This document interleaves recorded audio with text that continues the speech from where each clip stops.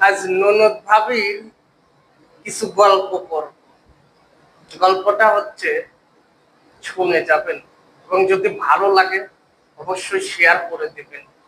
আমাদের সভ্য সমাজের মানুষগুলো কেমন সেটা তুলে ধরবো আজ। মা মা দেখ, ভাবিল দেখ, একটু একটু কাম করে যাচ্ছি, পটাঙ্গা শুয়ে রয়েছে দেখ।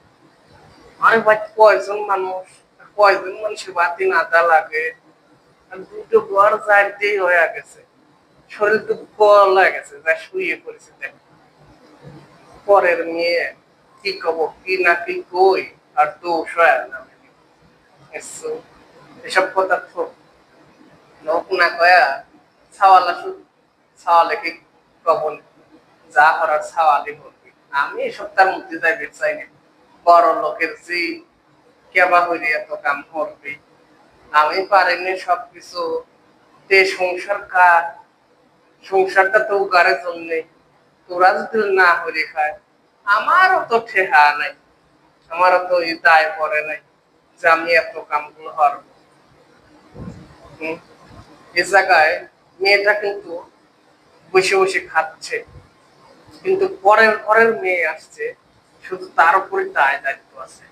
এখানে বসে খাচ্ছে, ফ্যামিলির কোনো দায়ভার এই মেয়েটার নাই। ঠিক আছে, তাই পরের মেয়ে আসছে বলেই তার দায়ভার সবকিছু নিতে হবে।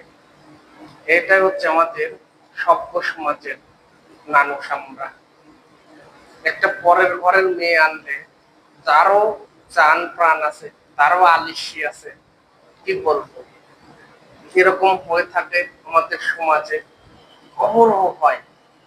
যদি ফ্যামিলির কর্তা যে, সে যদি ঠিক থাকে, অবশ্যই এখানে পরের মেয়ে কোনোদিনও অভিযোগ করতে পারবে না, আঙ্গুল তুলে কথা বলতে পারবে না। শুধু যে কর্তা সেই সুযোগটা করে দেয়। এখানে যদি তার মেয়েকে সে যদি বলতো, সে এটুকু করছে, তুমি একটু করো সাথে, তুমি একটু আশ্বাস দাও, তাহলে তারপর সে এত কষ্ট হয় না, একা একা কাজ করতে এত পরিশ্রম হয় না। তাহলে কি দরকার, এখানে মা আরো তাকে সায় দেয় যে পরের জি, বড় লোকের জি, এগুলো বলে যাচ্ছে আমাদের সভ্য সমাজের মানুষ।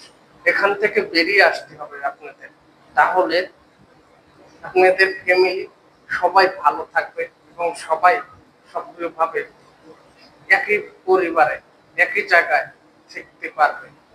যদি আমার ভিডিওটা ভালো লাগে থাকে, অবশ্যই লাইক শেয়ার কমেন্ট করতে ভুলবেন না।